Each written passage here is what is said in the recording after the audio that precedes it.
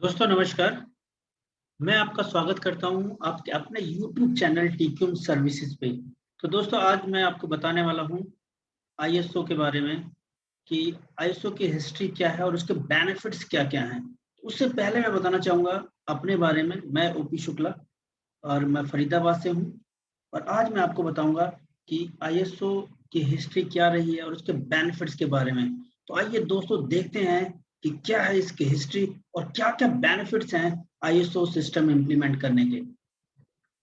तो सबसे पहले बताना चाहूँगा मैं लोग कन्फ्यूज़ रहते हैं कि आईएसओ की फुल फॉर्म क्या है? यहाँ पर बहुत सारे लोग ये सोचते हैं कि आईएसओ लिखा हुआ है तो पहले आई का मतलब होगा, फिर एस का होगा, फिर ओ का। बट इसका जस्ट डिफरेंट है। क्या है वो? सबसे पहले हम देखते हैं इसकी full form international organisation for standardisation. जी हाँ दोस्तों, अगर इसको आप पढ़ेंगे तो आईओएस होता है, बट इसकी एक्चुअल जो फॉर्म है वो इसी तरीके से होती है, इंटरनेशनल ऑर्गेनाइजेशन फॉर स्टैंडर्डाइजेशन। तो ये आपने जाना इसकी फुल फॉर्म क्या है। और चलते हैं हम आगे। अब हम बात करेंगे कि इसके कितने स्टैंडर्ड रिवाइज हो चुके हैं। तो सबसे पहला जो फर्स्ट एडिशन इंडिया के अंदर आया था 1987 के अंदर आया था। देन सेकंड एडिशन जो आया था 1994 के अंदर आया था। थर्ड एडिशन जो है 2000 ईयर में रिलीज हुआ था। देन फोर्थ एडिशन जो है वो 2008 के अंदर रिलीज हुआ था। और जो लेटेस्ट अपडेशन अभी तक चल रहा है वो 2015 के अंदर फिफ्थ एडिशन। तो अभी तक ये 5 एडिशन इंडिया के अंदर रिवाइज्ड हो चुके हैं। इसको हम इम्प्लीमेंट कर सकते हैं। इससे पहले 4 हैं वो अब एप्लीकेबल नहीं है, ऑब्सलीट हो चुके हैं। जो लेटेस्ट वर्जन है 2015 का, इसी को हम अपनी फैक्ट्री में या अपने कंपनी में या अपने कहीं पर भी जो आपके वर्किंग प्लेसेस है या अगर आप कहीं पर भी लेना चाहते हैं तो फिफ्थ एडिशन ही एप्लीकेबल है।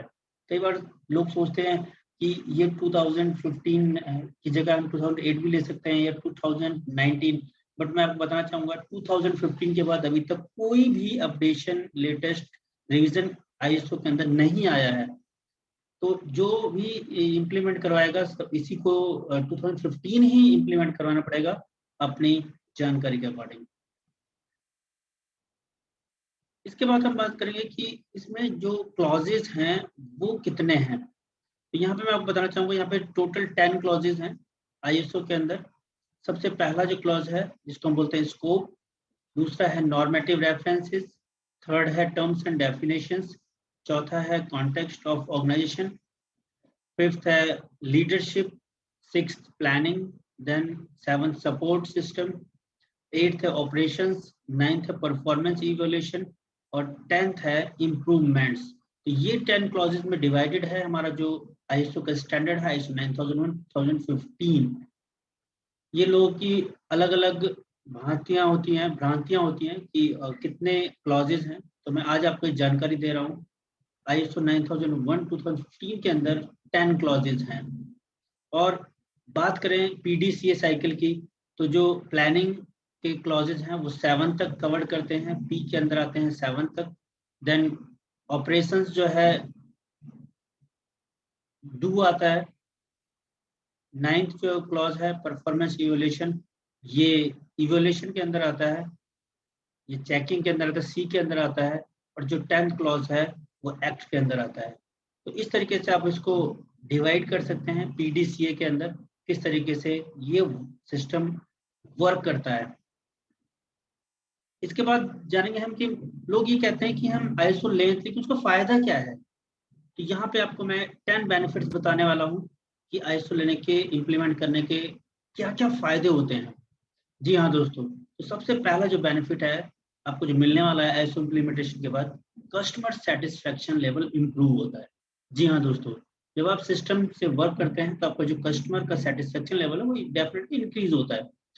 बेटर इंटरनल मैनेजमेंट, अगर आप सिस्टमेटिक वर्क करते हैं तो आपका जो इंटरनल मैनेजमेंट का सिस्टम है वो काफी बेटर हो चुका होता है, कोई प्रॉब्लम्स नहीं आती है। Reduces internal rejections and vestiges, जब आप सिस्टमेटिक वर्क करेंगे तो आपकी जो इंटरनल रिजेक्शन है और जो वेस्टेज है वो डेफिनेटली कम होगी। उसके बाद इंक्रीज इन प्रोडक्टिविटी, आपका जो प्रोडक्टिविटी है वो इंक्रीज होता है।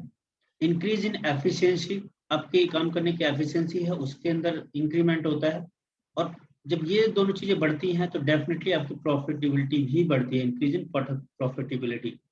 उसके बाद रिडक्शन इन इंसिडेंट, जब आप सारी चीजें मेंटेन करते हैं, सिस्टमैटिक वर्क करते हैं, तो जो आपके फैक्ट्री के अंदर है या आपके वर्क स्टेशन के अंदर है, इंसिडेंट की जो मात्रा होती है वो नगण्य हो जाती है, बिल्कुल खत्म हो चुकी होती है, कोई रिस्क नहीं होता, कोई इंसिडेंट नहीं होता। रिडक्शन इन कस्टमर कंप्लेंट्स, जब सारी चीजें हम सिस्टमैटिक करते हैं कोई विदाउट एनी प्रॉब्लम्स के, तो हमारी जो कस्टमर कंप्लेंट है वो नहीं आती है। हमें मान्यता मिलती है, ग्लोबल रिकॉग्निशन, आपका नेम एंड फेम होता है आईएसओ सर्टिफिकेशन से, आपको लोग जानने लग जाते हैं कि ये कंपनी सर्टिफाई है।